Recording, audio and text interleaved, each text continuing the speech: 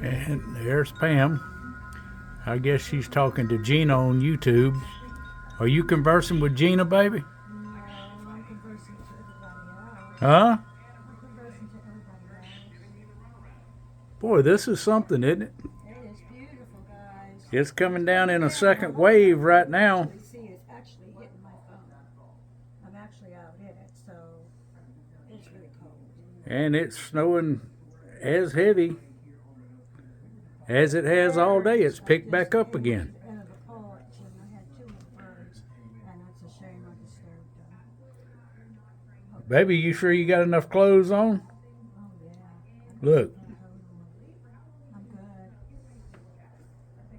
I'm not cold. My hands are. Winds have picked up along with the snow. So I was making fun about blizzard conditions, but it's coming down sideways again. We'll see. We'll check the accumulation in a little bit and see how that does, see if it picks up any more. I think we've got another inch on the patio table. Dogs don't normally see their footprints when they get in the snow. Poor old Trump, he was running around the house. He stopped, turned around and looked behind him. And he said, "Oh, wait a minute, there's something out here."